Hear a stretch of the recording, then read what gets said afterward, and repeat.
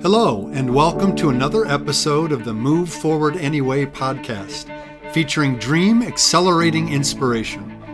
I'm Jeff Meyer, your host, author, entrepreneur, and coach. My goal with this podcast is to help you identify and clarify your own dream by taking wisdom from others' successes and challenges. If you're looking to take action on your dream, to make a difference doing something you love, but your fears are holding you back, then this podcast is for you. If you're interested in finding additional support, you can also check out my Dream Accelerator coaching program designed to help realize your full potential and reshape your future. As always, you can learn more about my Dream Accelerator program at jeffmeyer.org. Using my Dream Accelerating formula, heart-centered entrepreneurs can focus on their dream, name their fears, change their mindset, define their next, and move forward anyway. Well, welcome back, fellow dreamers. I'm very grateful for the time with you today. Thanks for listening in to the Move Forward Anyway podcast. I'm really excited today to talk with these two guys. I don't know if you know their real names. You might know them as the Skit Guys. But they do have real names, they have real families, and they're real people, Tommy and Eddie. I am so grateful for you joining me today from Oklahoma and Texas, respectively. And thank you for taking the time to talk about entrepreneurship, chasing after dreams, and all of the challenges and joys of that. So without further ado, let me just turn it back over to you guys and just say, why don't you introduce yourselves? Tell us where you're joining us from today and give us just a little bit about your relationship and your history, maybe your family, and we'll go from there. Okay. My name's Tommy Woodard. I am in Oklahoma City, Oklahoma right now. Married to my wife, Angie, for almost 30 years. Have a daughter, Abby, who is 23, a son, Hudson, who is 19. And this guy that with me is my best friend in the world. It's awesome. My name is Eddie James, and I live in a little town called Saxe, Texas, which is always weird when when an operator or somebody tries to say it out loud because it looks weird. I live here with my wife, Stephanie, of 22 years, and we have a 17-year-old daughter named Ainsley and a 15-year-old daughter named JC. And I am the only male in this household, so it provides a lot of fun. I work out of my house when I'm not with this guy traveling, and I probably spent too much time in my house since COVID. So it's never a good thing. Yeah, we can all relate to that. This last year has been really interesting, hasn't it? I share that with you, Eddie. I have 4 daughters. And 2 son-in-laws, and then I had 2 granddaughters before we had 2 grandsons. Oh, so, congratulations. Yeah, thank you. So I understand being the only man in the house. Yes. How long have you been a pastor? Since 1992. Wow. Well, thank you for your service. I mean, that really is the only way to say it. Thank you for everything done over these decades. That's a really big deal. Thank you for following God in that way. That's a huge calling. Thank you for what you do. Well, I appreciate that very much. And I appreciate guys like you who make our jobs more creative and more fun. And see you as teammates in the ministry. Really, we've used your stuff so many places in so many different ways through the years. So grateful. So you guys have a really important ministry, and I love the fact that you guys are involved in your local churches and that your church is allowing you the space to be able to do this work. And I'm very grateful. So thank you for that. Let me just start out and talk to me about high school. Talk to me about give me a snapshot of the circumstances that was taking place when the spark of doing dramatic sketches together kind of hit you guys and you thought, maybe we could do something with this. more broadly than just in high school and actually make a living at it. When did that spark happen for you guys?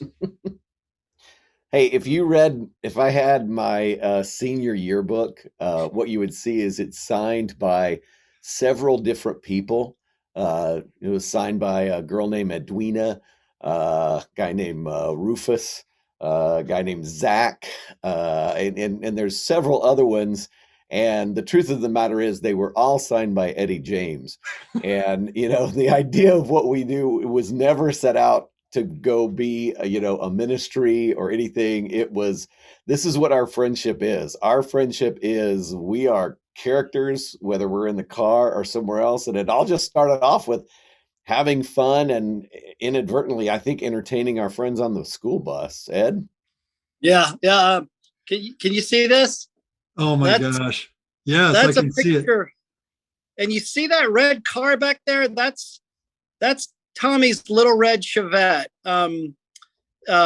Prince did not write the song about that car, but we were buds, and that was after some show, maybe I don't know what show it was in high school. But our dream was to go be on Saturday Night Live and get our Screen Actors Guild cards and take that little red Chevette from Oklahoma to New York and try to get in there where Mike Myers and Dana Carvey and all these, try to get in there and do what they're doing and create phrases and catch holds that America is saying. Like, that was the dream. And then, Tommy, that summer did a church thing, and I wasn't a believer, and I was like, okay, get your little church thing out of the way. And then he comes back all serious about church, and it's like, oh no, what does this do to the dream? What happened to my friend? Yeah. What happened to my friend? He's possessed by Jesus. And he came back all serious about church. And so that was a big turning point to our dream. And then it was, he invited me to church on September 17th, 1987. And not that I wanted to go to church, they were having pizza. And so that's what students did, right? That's how you got them in the door, pizza. And but I gave my life to Jesus that night, and our youth minister, basically, we were the guys that would make fun of him as he spoke. And so he was like, hey, why don't you use your powers for good instead of evil and do skits every Wednesday night?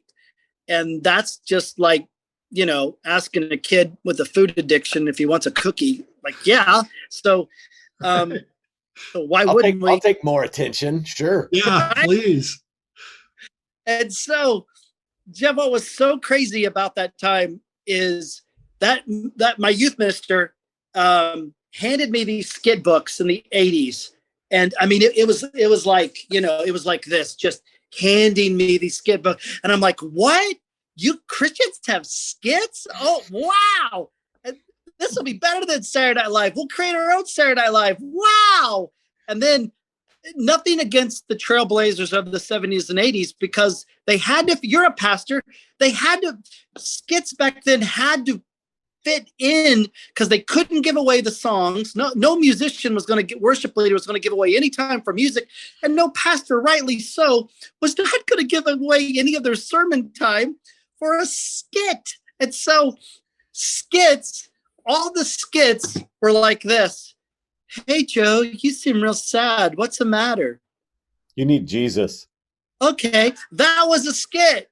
Like, it was, even though the book was thick, you had about 150 skits in there because all of them, they got to Jesus really quickly, like in the first 4 sentences. And then there was scripture. Well, in 1 Corinthians 13 says you had to get to Jesus and you had to get to scripture super quick. So I was like, as a senior in high school, going, well, I don't talk like this. And so we basically stole skits from Saturday Night Live and just made them Christian. And that's really how we got our start. Yeah. And it's really hard to redeem those skits. Really hard. Really hard. Wow. That's So you did that was that your senior year then, right? Senior year in high school? Sure was. Yep. Right, Eddie? And your junior year, Tommy? My freshman year in college. Oh, your freshman year in college. Eddie's Okay. senior year in high school. So we did that. Our youth pastor was really great. He would take us places when he'd go speak at a friend's church, or if he couldn't go, he'd say, I can't go, but I got these two guys who do skits. And so, we did that for a little while, just in Oklahoma and in Texas.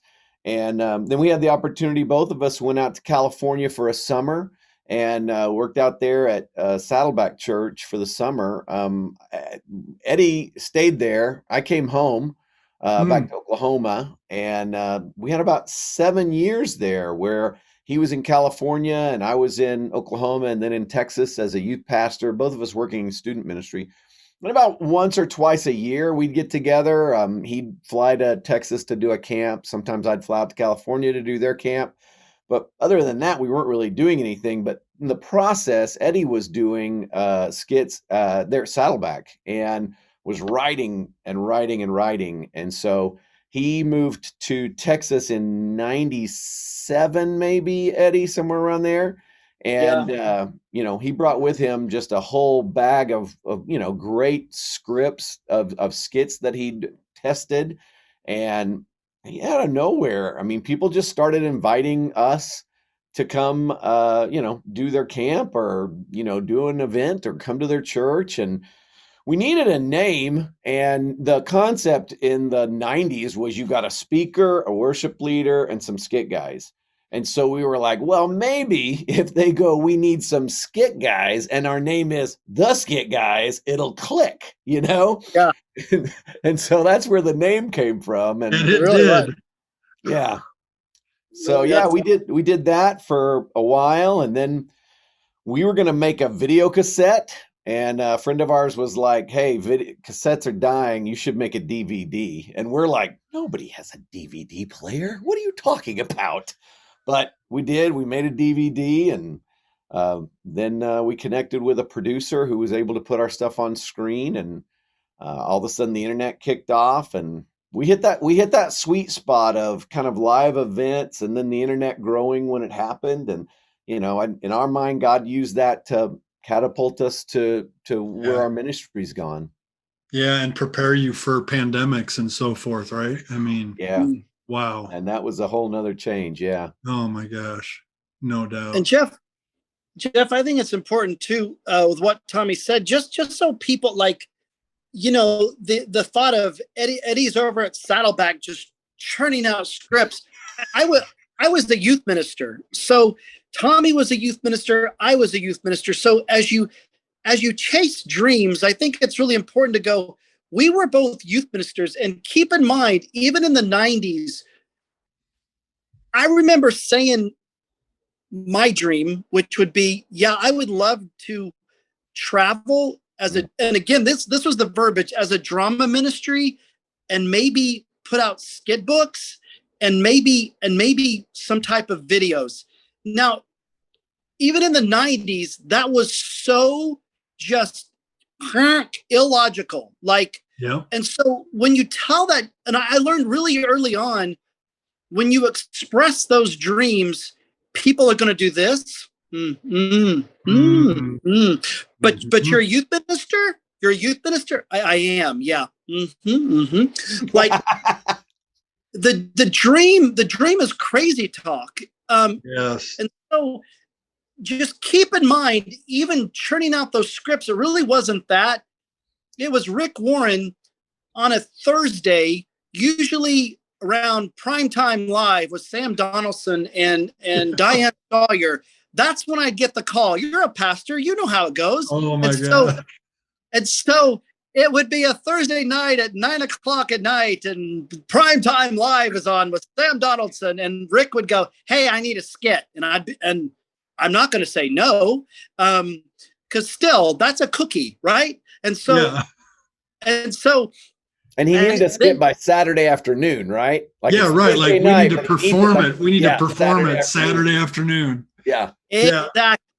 So those dreams are like, you're thrown into the fire. It's Saturday morning meeting with two people, and at 4:30 you got to have something, and it's got to, again, even in the 90s, Rick Ward has a 30-minute message, and it's under point number 2, and it's under this point, so you only got 5 minutes, even with laughter. So yeah, no one's giving up any. Rick Munchow ain't giving up his time. Rick Ward ain't giving up his time. But I want to skit on point number 2, and I need you to do it. So it's just, I'm a youth minister. I'm still loving on students over here and ministering to students. But then I got to run over here to the big room and do a skit and then run back. That's dreams. That's, no matter how exhilarating you get off stage and you go, golly, I would love to do this with my life. No one is asking me to do that with my life. It's put a cassette in the recorder in the sound booth, because there is no script. There is none of this. It is what Tommy and I did in high school, backstage and back in the youth room, going, you say this, I say this, you say this, I say this, you say this. And hopefully we'll have a skit. It's improv, it's meat, it's scripture, and you throw it all in there, and all you have is the cassette. I still have those cassettes, but that's what turned out to be the website and the internet, was all these cassettes, and not me. I paid someone to type them all out, and then there were scripts. So the dreams take time, if that makes any sense. Oh, it makes total sense. It takes time. There's preparation for what's coming later that you're not even aware of. It's just kind of a fuzzy idea, and God prepares you for that moment when you're ready for it, right? Yeah. And the idea of the dream, I call them dream crushers.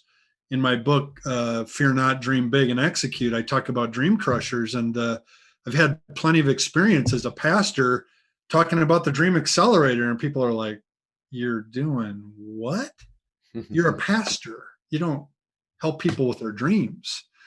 And I'm like, well, I think actually the church should be the best at helping people discover their dreams and use their gifts and skills and help them get to a place where they can launch that. And then we can celebrate God's working through people. But there are some people that have never dreamed. And so when they hear you dream, they're just like, wait, you're a youth director. You're supposed to take care of our kids at church. And it can take a long time to actually realize. And then you're in it, and you don't even know that you're in it. And it takes a moment to step back and go, and I'm sure you guys have had these moments when you look back and you're like, good golly, we're doing it. We're living the dream. What happened? Those are those moments when probably one or both of us are complaining about something, and we have to stop and go, oh, wait, isn't it great that we have these problems? Like if we didn't have these problems, we wouldn't be doing what we're doing, Yeah. And But even when we got back together with, a bunch of, it really was like, and Jeff, I'll tell you this, and I think Tommy and I have always gone, Tommy and I, like when we were youth ministers, we would get the flyers at your desk, and it was usually a drama guy doing this, or, and like we just swore in the very early stages of the 90s, we are not going to send out a flyer. If that's how we got to get work or business, and we've never had to. And so I don't know if that's like a silent thing between us and God. Like whenever he comes to the mound and goes, give me the ball, boys, I think that's when our time will be up. But we've never sent out any flyer in the mail to any church since 1996 that said, book the Skit Guys. Yeah. God, or whatever. He smiled on your work. He smiled on your dream. Absolutely. You can see it, right? And you don't have to sell yourself, and you're not selling yourself. You're not even selling Jesus. I just got an email from you guys this morning about the awkward invites, another round of awkward invites. Those are hilarious. And you referenced it earlier with the kind of the triteness of what what's wrong with you today? You need Jesus, and then everything's better. And life just doesn't work that way. And that's some of the words I've heard from people who are outside of the church is like, the church doesn't have any understanding of what's going on in the world. It's just like drifting on its own axis. And we've got to do way better at connecting with real people, real situations, real problems. So thank you for breathing life into that and making real conversations and taking the biblical story and making it real. I loved this last Good Friday. I'm scrambling, trying to figure out how to do a Good Friday service from right here in my office because it's in the middle of the pandemic. And I used your Peter, your most recent Peter caricature, Eddie. I really appreciated that. It was so well done. So you guys have absolutely had obstacles through the years. You've had frustrating moments. You've had moments where you're ready to quit, I'm sure. You've talked about, okay, I can't do this anymore. Talk to me and share with our audience a little bit about how did you keep moving forward anyway when those obstacles came up? What was it? Were there strategic things that you did that kept you powering forward anyway in spite of the obstacles? That's a great question. Once we started doing Skit Guys, we went through this period where Eddie got married and he moved back to California to work. And every time we would do an event, almost every time there would be something that would happen. And like one time he's flying, because what would happen is he'd fly to Dallas. I was living in Texas as a youth pastor at the time. He'd fly to Dallas. I'd meet up with him and then we'd go wherever we needed to go. And like, it was the craziest stuff. Like there was one time that his flight was delayed and I'm boarding the plane and I see Eddie down the hallway running. And I say to the person, the boarding agent, hey, there's my buddy right there. He's on his way. And she's like, it's too late. And I'm like, no, he's right there, And she's like, it's too late, And so I'm like, oh, well, I guess I'm getting off too, And so we missed that event. There was a time where a guy had a heart attack on the plane that he was on and like died and they had to land somewhere. I mean, it was like one thing after another where just event after event after event, we couldn't make it, Storms would come in, And it just seemed like, what are we doing? Listen, I don't have some great bit of wisdom, but we've said before, do what you can with what you have, where you are, and leave the results up to God. Yeah. And so all we knew to do was to keep doing what we could where we were, and then leave the results up to him. So we're not result people. I can't change anybody's life. I can't, generally speaking, accomplish anything that he isn't a part of, And so I think more than anything is we kept doing what we thought we were supposed to do. No matter what the results ended up being, this is what we felt like this is what we should do, And so we kept on going. Ed, you may have something better to add to that. I don't know any great nugget of wisdom to it. Jeff, I think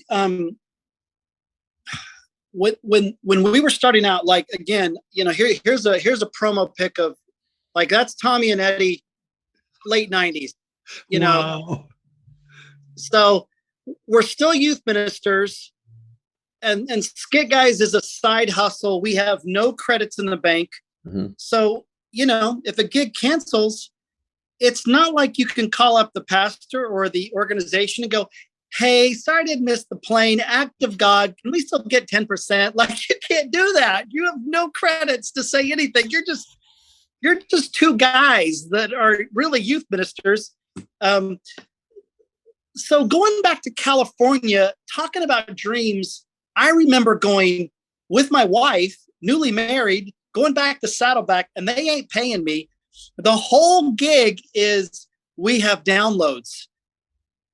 You can do skits for student ministry. You can do skits for big church. You can do skits for married people. You can do skits.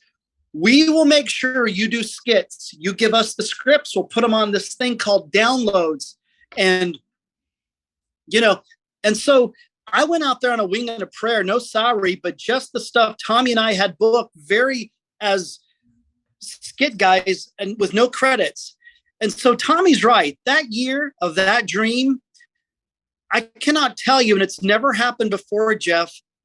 There were so many gigs that did not happen, and there was nothing to say but to get on a payphone and tell my wife I'm coming back, and I got no money. I got nothing to give it to this, and there was no downloads. It was a beautiful sentiment. Yeah, and I had scripts, Jeff. I had pieces of paper ready to get put into this world that would download, and there was nothing yet. It was all so new. And so there was many 2 a.m.s going, God, did I hear you? Did I not hear you right? Did I not? God, am I just supposed to be a youth minister? Nobody, this is such a crazy dream. Maybe the world isn't ready for it. Maybe churches aren't ready for it. Maybe it was a really bad burrito, and I'm going to be a youth minister, and that's okay. And then a child education minister, and that's okay. So it's that type of thing. But I will say during that time, Rick wanted a skit, and every time he said, I just said yes. And I think that's huge in dreams too. You got to say yes. You got to say yes. That's no matter if the bank account has $33.77 in it, and your tank is on fumes and you don't know what you're going to do. There is an objectivity of saying yes. And Rick was talking about Ephesians 2:10, that we're original masterpieces and we're all originals. And I had nothing that Saturday morning, but I grabbed a hammer and a chisel out of my garage as I was leaving, and I threw it in the car. It really was, this may be an option. And I did that skit like in 1998, 99 with a girl. And it was the first chisel skit. And I remember going, I remember the reaction as this female was being chiseled on. It was God talking to a woman. And I just remember at Saddleback going, wow, there's something here. And you know what? That happened in 1997. Tommy and I would do it for another decade. Yeah. And nobody would respond to that skit. It was a throwaway skit. And then we put it on a DVD and it blew up and went viral 10 years later. So I just go, every time I hear something about the chisel skit, I think of those moments of $33 in the account, riding on fumes, canceled gigs, and God's chisel came out of that. And it had nothing to do with me, because I was staying up till 2 a.m. going, did I not hear this dream right, God? And 10 years later, and still to this day, it's one of the most downloaded skits on our website. And it has nothing to do with any of us. I just love that. That's a great story. And none of it would have happened if you would have said no. Yes, 100%. 100%. Yeah. And you kept saying yes. You kept doing it, even though it wasn't getting the results. Because you had a sense of calling, you had a sense of purpose that you weren't ready to let go. In my Dream Accelerator, I talk about when we run into barriers, it's really important to keep remembering our why and our who. And, I work with people to help them articulate what is their motivation? What's their why? What are their big whys behind their dream? And then the who's. I mean, I'm sure you guys think about the people that download that, the people that are being impacted when it's thrown up on a screen on a Sunday morning. And to you, maybe they're faceless because you don't know them personally, but I'm sure you've met enough people personally that have said that God's chisel script was impactful for them. And it reminds you of your who. Who are we doing this for? We're doing it for people that need to know that they're God's masterpiece. And it's the why and the who that keep us going. It's a great point. I love that story. Thanks for sharing it. So I'm really interested because we just had this experience last week, in fact, in our Dream Accelerator, where someone was wrestling with sharing their dream with another person in a partnership. in an ongoing partnership and the person was not on the same page and they were feeling like that person was going to totally derail their dream. And what do we do? What do we do? What do we do? How do you handle partnerships? And you guys have been these best friends from high school, and you've managed this dream of the Skit Guys as partners, right? How have you maintained your friendship through and your partnership through the building of the Skit Guys? It's actually a lengthy work release program. We have to work together because of some poor choices in the past. Oh, that's on me. Oh, that's on me. It's hey, no blame. Remember, no blame. No blame. I mean, the easy answer to that is the friendship comes first. Like it's always been the friendship comes first. We actually just, shameless plug, we just wrote a book together called Smells Like Bacon. And it's about friendship, and it's how do you maintain the friendship and the partnership for 30 plus years, and yeah, I mean, when what do you do? I mean, the friendship comes first. I mean, it's just at the end of the day, it's like, I don't think either one of us have come up with something and said, this is more, if you don't want to do this, then I'll find somebody else to do it with me. It's this or it's nothing, but I think also we trust each other, and so, if one guy's really feels strong about something, I mean, I think the other guy's pretty good at going, okay, I don't see it right now, but I'll jump in. I'll trust you, let's give it a shot, We use this phrase of and poor Tommy. I think, and I don't know exactly to how to respond to that situation, that dynamic duo that is trying to go, figure out dreams. To Tommy's credit, and I call Tommy the 800-pound gorilla, because if he doesn't like something, I'm going to hear about it. I'm going to know it. If he's okay with it, usually I'll get. Yeah. Sure. Fine. Yeah. Let's do. Yeah. Okay. So I'm just that silverback that sits eating leaves. Yes. So in the dynamic of our relationship, and Tommy, correct me if I'm wrong, but like I would say every August, we would find ourselves on a gig, and it usually was the same gig. And it was usually me that would go, hey, here's what I see over the next 3 years. Here's what I see over the next 5 years. Here's what I see as we. When he says usually, every time, there's not one time that I ever went, hey, let's talk about the future, buddy. Yeah. And so, and so I would always, with that, it was usually after we went for a run and we're just hanging out, and I'd say, hey, here's what I see. And here's what I think, and here's what I think the next objectives or the next dreams are, blah, blah, blah. What do you think? And it would be. Okay. Okay. Sounds good. Or it would be, I don't see that, or I don't think that. And what I loved about that was, oh, okay, well then I'm not going to force that. If my friend sees something there, then it would be what we would call the tunnel of chaos. And I loved the tunnel of chaos. The older I get, I do not like the tunnel of chaos, but I think our staff has grown used to the tunnel of chaos. But we basically, you get in the tunnel of chaos to get to the tunnel of love.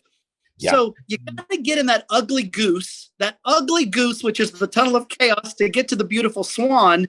So the tunnel of chaos is that friction, is that creative tension, is that this dream isn't aligning with that dream. But if we really feel a calling to this and on the same page, and God hasn't said, give me the ball, boys, then let's get in the goose and figure this out.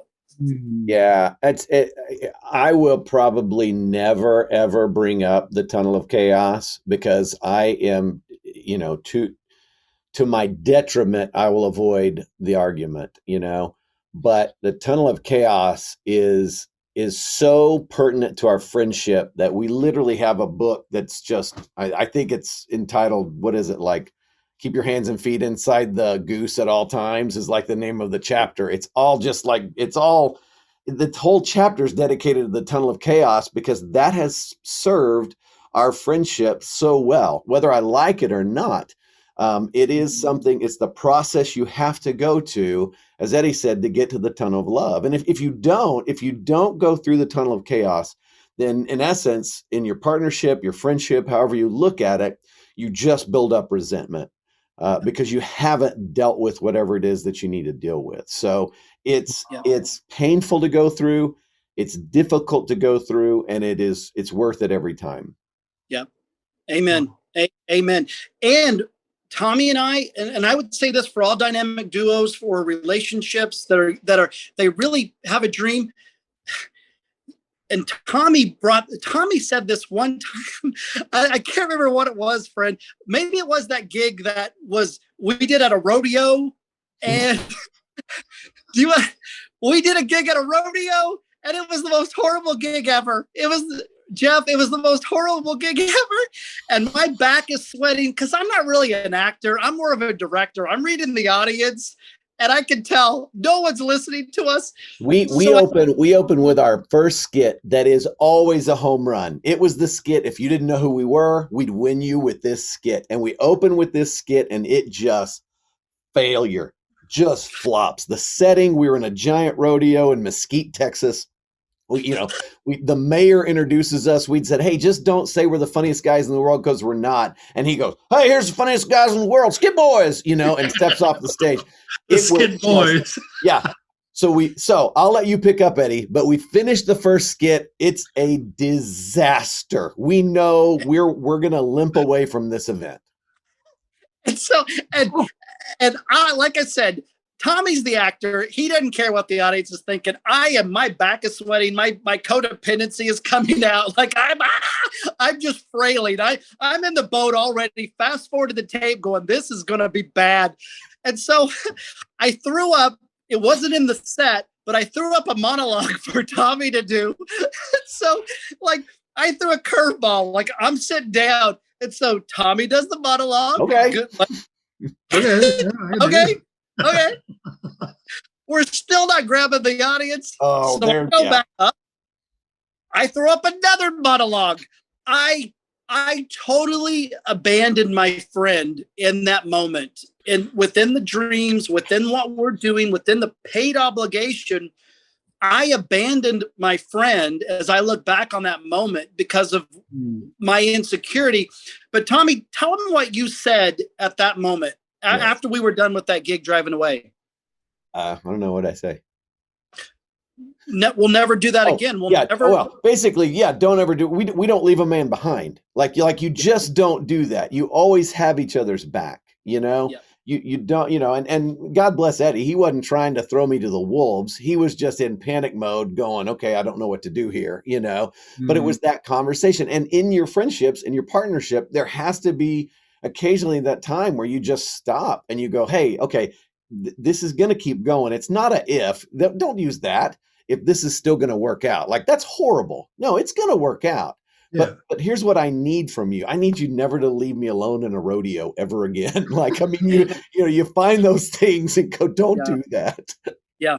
You can always, no matter what gig it is, no matter if we're shaking hands and taking pictures till 1 a.m., and if someone sidles one of us, and that's fine. I mean, like, again, I was on gas fumes and $33 in the account. I'll stay till 2 a.m. if people want to shake hands and talk and tell us their stories. Like, that's too much is given, much is, expected. But I would never leave Tommy by himself, and he would never leave me by myself. Like, to this day, we stab each other in the front. If we got to talk about something, we get in the goose. We never talk about each other behind each other's back. It's like, and I think those are crucial to dreams and dynamic duos and ensembles and friendships as they go after things when money and business and dreams are all involved. Yeah. And I love your fierce commitment to the dream. It's not if, it's we're going to do this, it's going to work, but this can't happen again. this has to change. And I love the acknowledgement of when you do something wrong. In the church we call that repentance and forgiveness, but to be able to say to a buddy, I really left you out to dry there. No one gets left behind in a rodeo again. I love that. Yep. That's really good. So I find that dreams, a lot of times in the genesis of a dream, a spark of a new creation, a new idea, a lot of times comes from a gap of something that someone observes that's not right, that they know they can do something about. Like a dream solves a problem. So what's the problem that the Skit Guys solves?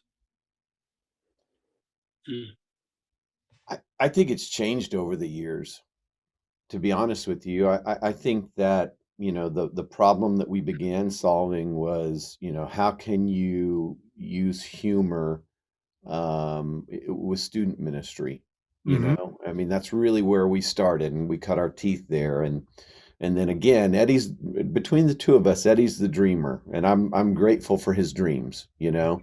I would spend the rest of my life on the back porch with my dogs and be happy as a clam. He gets me out of there and we go do things, but he had the dream of, big church needs this too. It's not just student ministry that needs this. And so there was a gap. And at that point, he'd already written a couple of books with Doug Fields on how to use movie clips in your teaching. But now it was like, okay, well, not movie clips. What if we make the clips? Like, what if they're tailor made for church? And so we're filling that gap. And then what we realized as we traveled for our traveling ministry was, not just how can we encourage student ministries, but how can we encourage the entire church? Because there's a great need for that. And so we'll go do a show, and there's 8-year-olds and there's 80-year-olds, and every age in between, and go, how do you continue to encourage the church? And I think where our ministry has started moving is not just how do you encourage the corporate church, but how do you encourage the body of Christ even outside of the church? How do you encourage families? And that's, I would say, there's a great gap. Used to, you could count on Disney to fill that gap, and you had these great family movies, the Apple Dumpling Gang and all these Herbie Love Bug movies, and everybody went out, there's no place to go. You're either watching a cartoon or you're lowering your standards for your kids to go watch a movie that maybe is too violent or has cuss words in it you don't want. So now we've moved into that where we see there's a real gap, a great need for entertainment for the whole family, which is why we moved to filming a movie, and we're moving in that direction. So I think that's the gaps that we look for them, and I think jump in there, Ed. Jeff, two things come to mind. I remember when I gave my life to Jesus, and I was told that I need to go to Sunday night church. I was like, okay, I'm going to miss the Jeffersons and Trapper John M.D. So this better be good, Jeff. This better be worth the Jeffersons, because that's what I'm giving up. Jesus, if you didn't know, Jesus used to want you to go to church on Sunday night also. He's since changed his mind. He also wanted you to wear a suit. He's changed his mind about that. Wow. Yes. Okay. And for those of you who are listening, you don't know who the Jeffersons are, you can Google them. All right. Sorry. But my parents were not believers, so I would have to ride my bike to church. And so that was a big deal. Like, if I'm going to go to church and I'm going to say yes to all this, then okay, I'm going to go ride my bike because my parents aren't going to take me. And I don't mean I'm not being nefarious towards my parents. That's just the way it was. They didn't buy into the whole church stuff. And so if this is something you want to do, you're going to have to do it on your own. So I remember sitting in the very back, and this is like 1987 or 88, and someone sang a solo, and it was really good. And so I started clapping. Everybody started clapping. I still remember this moment in church, Sunday night church. Everyone's clapping, and the egotistical high schooler I am, I'm going, I started that. I did that. Probably the first time that church ever clapped. Good job. That's what happened, Jeff. The pastor got up, I'm all new to Christianity. The pastor got up and went, "We do not clap in the house of God." And I'm in the very, very back. And I'm serious. This is what I see. I just see all these shoulders slump. And now my codependency is kicking in going, "Oh no, I started that. I feel bad." And he goes, "Amen." And the crowd, no joke, no exaggeration, went, "Amen." Hey, and he goes, "I said amen." And they all went, "Amen." And then I really sat back there going, I don't know if I can be a Christian. I don't know if I can do this. Knowing what the skit books look like, and now we can't clap. I don't know if I can do this. But I think for me, what is that hole? I think I've always chased after that kid that goes, "I don't belong here. I don't know if I can do this." And hopefully with laughter and with saying some of the things that maybe nobody is saying, but we can say it in a way to where the pastor, because ultimately, if someone downloads a video at church, they got to trust us. So there's integrity there. We never want to demolish anything that the pastor has built. That's so huge. And with that, not a but with that, maybe we could say it a different way that helps the pastor to keep that message moving. And it helps a person in the audience go, "Oh, wow, I've never heard it like that before." And it all just kind of works together. So I think I'm always chasing after that. Yeah, that's a good one. That's really good. This year, I try to adopt a slogan each new year to kind of help me focus on an area of my life where I know I need some help. I need some encouragement. And this year it's childlike joy. And so I've just been randomly posting on my Facebook thread, both my business one and my personal one, examples of childlike joy. And just, it's catching. People are sending me clips now of different videos saying, "Here's a childlike joy one for you, Jeff." And I'm like, how cool is that? And yet I'm like, wow, this is really needed. This is really necessary in the church space. We carry so much weight sometimes and obligation, and man, we're supposed to be the freest people on the planet. So I love that part of your story. I think that's a huge gap to keep pursuing. So thank you for doing that. What are the biggest obstacles you're facing today as you think about the next 3 years? I mean, August is coming up, Eddie. So there's going to be an August moment coming, because it happens every August, according to Tommy. You're going to show up with the dreams for the next 3 years, and without giving anything away. By the way, this podcast will be going live on August 24th. Great. My wife's birthday. By the way. So what are your biggest challenges or hopes in the next few years? What are you chasing after?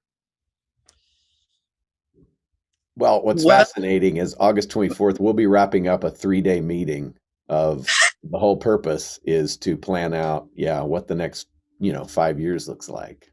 So that's very cool. Yeah, it's literally on the books already, Good. Good.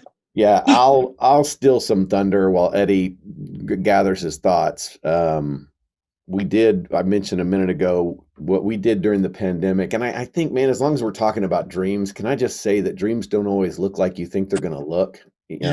We just, last June and part of July, we filmed a movie called Family Camp. And we filmed it with K-Love and with Sony Provident. And we believe that God has just the right people you don't even know, and he brings them along at just the right time to accomplish his purposes. And so we felt like this is who we connected with to film this movie. And in our minds, we were going to film this movie and it's going to be at the theaters, 6 months later, and, it's going to go and this is what's going to happen. Well, a pandemic hit, and, we were supposed to start filming in May, I think. And then, everything shut down. I mean, the whole world shut down, right? Yeah. But then the folks that were in charge of making those decisions decided, hey, we're going to film in June, and so we filmed the movie in June and July. Nobody got sick. We followed precautions to make sure everybody was okay. There was a time in the world where there were 2 movies being filmed in the world, and that's it. Only one in America and one somewhere else. And ours was the one that was being filmed in America while everything else was shut down. And we still haven't seen our movie in the theater yet, and it'd probably be about, maybe next April or May, that it will be there.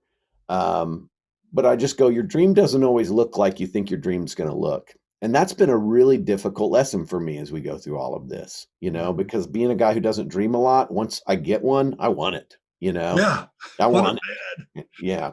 And so I think it's continuing to be faithful in that space. And I was just reading the other day on, I don't remember what it was, but it was something about Abraham.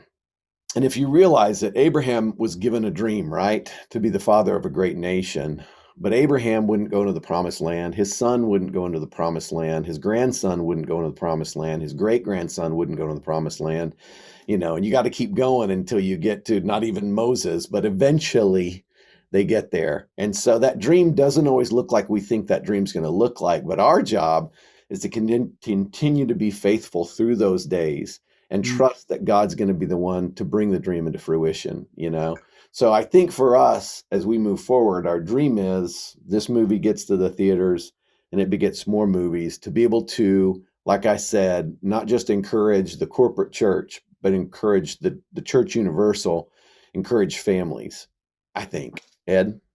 Yeah. Yeah, I think, you talk about those gaps and if you catch a wave, if you're dreaming and God hasn't said to hand me the ball. Like I remember when Fireproof came out, and I remember Googling, like, what is this faith-based movie making at the box office? And then I went to Walmart and I saw these books for Fireproof, and I celebrated that success, but there was also something in me going, I want to do that. I want to do that. Like, how can God is it possible? I mean, we're making these mini movies for churches. Mm-hmm. Could we do that? Could we make people laugh? Could we figure out how to tell stories in this real estate, not doing an independent film, not trying to do a GoFundMe, not trying to, could we do a live narrative and not be a cartoon and not be an action movie, but could we figure out how to make families laugh and that they're not worried about a bait and switch? So I remember that time being in Walmart going, and I don't know how dreams work, but it's almost like a depression at first going, I want this now. I want to figure out that. And I don't know when Fireproof came out, what year that was, but here, I'll show you this. This is all the screenplays, all the different ideas that we had in this dream over all these years before Family Cam got made during a pandemic. And I would love, and maybe we'll do another one where we can sit and talk about what the movie did. But yeah, I think that's the hard part. Even in the dream, there's huge delays. There's not even deliverance right now to know what that movie will do. If that prayer of God, can we make movies that will impact families and give them something to watch and to laugh at? And there's a delay. And so, but I think I'd rather have this delay of languishing than the years of writing these. And because some of these stories that you have to be told and may never be told, that's part of the dream, right? Mm-hmm. But I think I'd rather be here than here. Does that make sense? Yeah, it does. Yeah. There's some things that are within our control in our dreams, and there are a lot of things that we have absolutely no control over.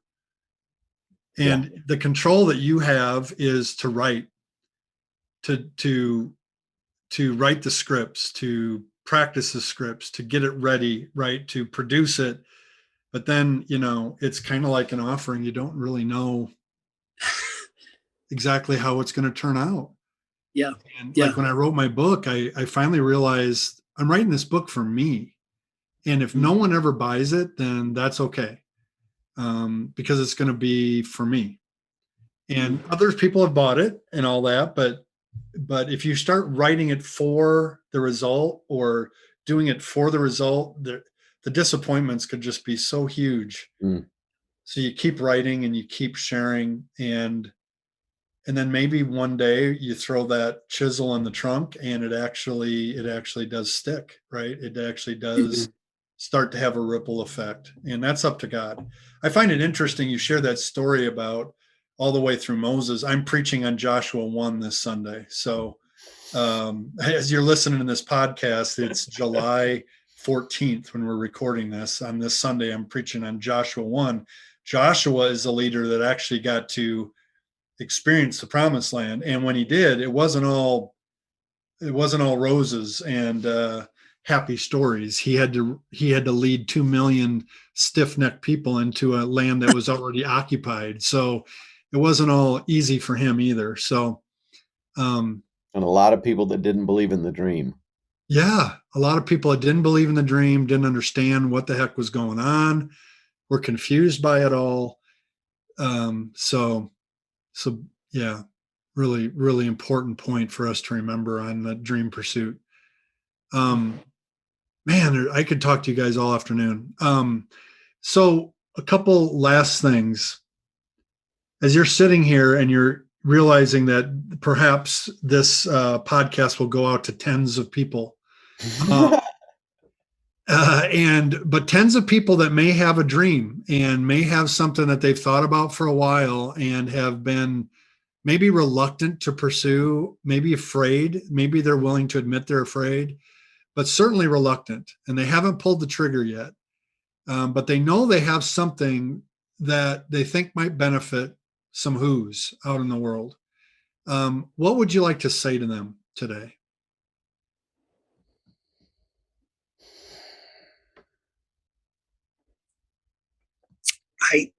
I'll start. I would just encourage them to I think you owe it to yourself. If you feel like it's a calling, if you feel like there's a vision there, if it's the thing that keeps you up at night. I remember the last episode of Roseanne back in the 2000s, I guess, before it got rebooted and then got changed. But they had a quote on the very end of that, and I was in my early 30s, and it said, "Dreams happen while other people are dreaming." And that has just changed me. Dreams happen when people are sleeping, when people are dreaming, and Sanzi's like, the dream is never going to be easiest when it first starts out. You are up at 2 a.m. You've done your full-time job and you put the kids to bed, and then you're writing that book. Then you're working on this dream. And if that excites you, dreams happen while other people are dreaming. Go after it. There's a reason why a lot of people don't go after dreams, because it's just easier to sleep. But if God has put something in your heart, go after it. You owe it to the future 5-year self of 10 years down the road, 15 years down the road. You got to at least try to see what God's going to do with it. That's what I would encourage. It's a good word, Ed. Thank you, Eddie. You've shared that with me before. I didn't know it was from Roseanne. Yeah, I agree with that wholeheartedly. I would also say, like, if dreams are a gift from God, then don't stop talking to him about them.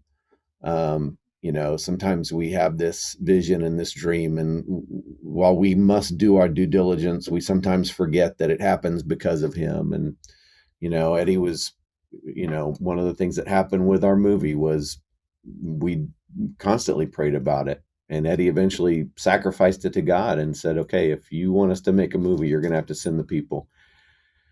And it was literally the next day, wasn't it, Eddie? It was that morning, friend. Okay. So it was that morning that you prayed that. And then later that day, he gets an email from somebody who says, hey, have you guys ever thought about making a movie?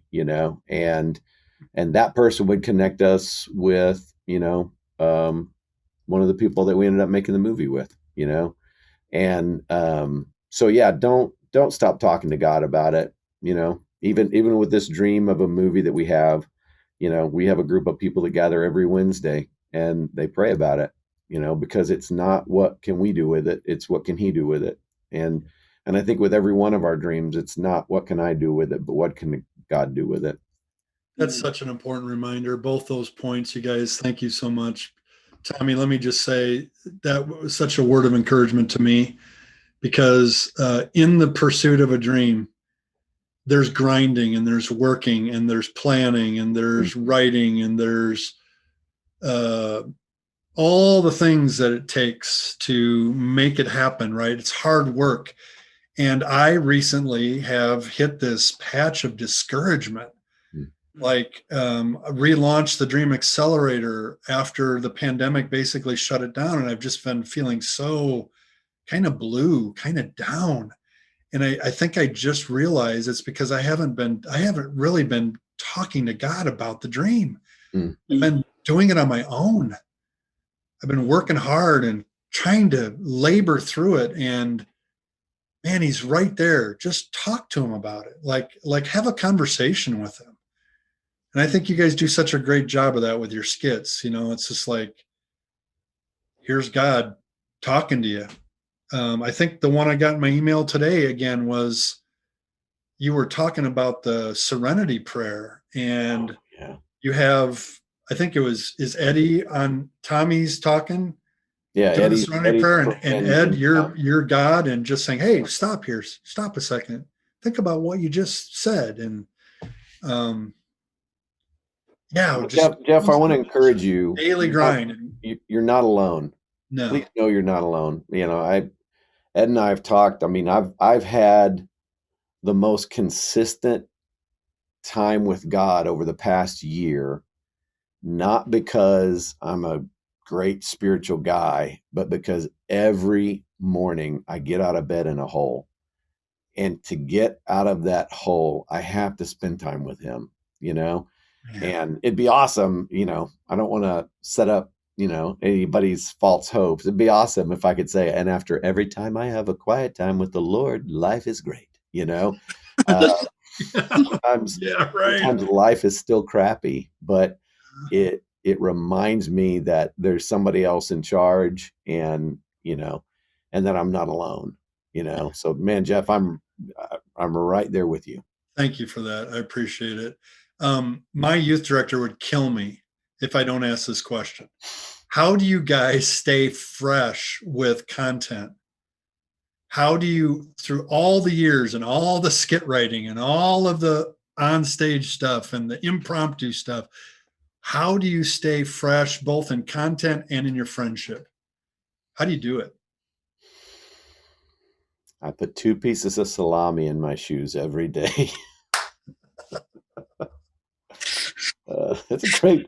I think Eddie. I don't know what you would say. I think probably the fear of getting stale is what keeps us fresh. I mean, we know we have a shelf life. We're just trying to be. If we can have the shelf life of a Twinkie, we've made it. Yeah, there's something pretty crazy, Jeff, especially in the Christian world. Like I saw a GIF or an Instagram that, and I don't know who it was from, but it said a new Christian starter pack, and it had like a Maxwell book. It had the Skit Guys. It had and I'm like, oh my, oh no, in the starter pack. But then I'm reading the comments because you're kind of curious of how we got on there. But there's so many students that have gone, oh, I'm so glad you put the Skit Guys. I remember them. And then we started doing this thing called bedtime Bible stories during the pandemic, where it really was just, and what's so crazy, Jeff, if you ever watch it, it really is us just doing what we did in high school. I mean, back in the 80s, getting up on a Wednesday night in youth group, it just makes me kind of cry, because all we were doing, and we're still doing, is just to try to bring some hope to families during the pandemic. But if you watch that, you're watching 50-year-old men doing what we did in high school. There is no script. It is us looking at the Bible going, okay, here we go, boom. And I think that stuff keeps you fresh. And then then you have adults go, oh my gosh. And here's what's crazy. We're still here, but people just grow up and they're going, you're still doing this? They're like, yeah, we're still here. But then I remember those guys from way back when. I remember you in my starter pack. But wait. But then they have 4-year-olds and 7-year-olds that are watching every bit of content that we have. And then there's emailing us going, you helped me and now you're helping my kid. And you look at those things and you go, I think that's what tries to keep us fresh. Yeah. The older we get, we can tend to get cheesy. And I think that's always that fear in my head to go, how do you stay relevant? And because let's face it, in the Christian world, we could probably be doing this till we're 80. Oh, yeah. And so there is that thing of just trying to go, how can we, keep the salami in our shoes and still be relevant and funny and still make a point? Yeah, I have this participant in the current Dream Accelerator. She's her dream is to write Christian fiction that doesn't suck. Great. There you go. Yep. Please, there you go. That's real and raw, and it doesn't just have a happy ending. And I'm like, we need it. We need it in this space. So you go. Yep. Amen. I love it. Amen. Guys, thank you so much for being with me today. It just says a lot about you. You're really, really busy to take time with little old me in this podcast to encourage the tens of people that are going to listen. I really, really appreciate it. How can people find out more about who you are? I mean, obviously there's the website, skitguys.com, right? Or is it theskitguys.com? Just Skit Guys. Just Skit Guys. Skitguys.com. Yeah, that's a great place to go. Where else? Do you have Instagram accounts, or can they follow you on Facebook, or what would you suggest? All of the above. Can you tell we're horrible promoters? Yeah. Send me. You have to. Send post those pictures of high school out. That's awesome. If you go to skitguys.com/SGTV, that's a part of our website we created just for families. It's all a bunch of videos that everybody can just sit and watch and have a good time. I mean, I'd encourage people to go there. We've got Facebook, Instagram, I think Snapchat, not Snapchat. I don't know. Whirligig. What's the next one? What is it? TikTok. We got TikTok. We do TikTok videos. So we do those videos because there's somebody in our organization that says you have to do those. Better do that. And then Tommy goes, oh, okay. Huh? Yeah. I go, okay. Yeah.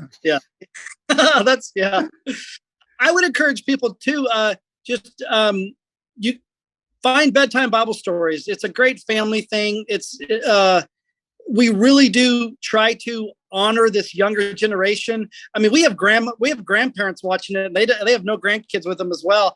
But we're really watching little kids use their creative best for God and take chances and figure out how their voice matters. It's really beautiful of what's bedtime Bible stories has become. And thanks to Caleb, it's shown all over the world. It's really amazing. It's doing the possible, allowing God to do the impossible. Awesome. Well, you guys have a good rest of your day. Thank you for joining me. You're a real blessing to me today. And I know when this goes live in August, it's going to be a real blessing to many people who are chasing after their dreams. So thank you so much.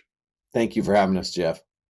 Hey, Jeff, thanks for caring so much about dreams. Thanks for writing a book about it. Thanks for pursuing people and helping them unlock their dreams. There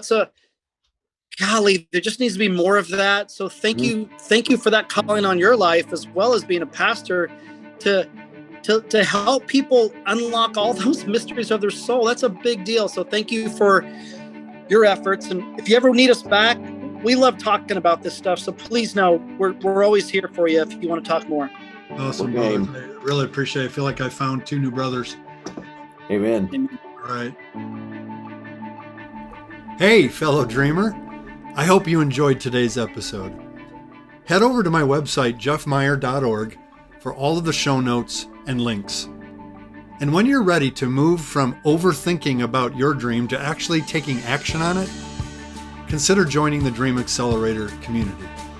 Our clients are getting crystal clear on their dream with our Dream Generator Vivid Description 5-step process. They're discovering the truth about fear and how to use it as fuel to take courageous steps in the right direction. And most importantly, they are walking a clear path forward because they have made an investment in themselves to confidently realize their dreams. The results are so inspiring. Having coaching and companions on the dream journey is crucial. Remember, fear will come, fear will stay. Move forward anyway.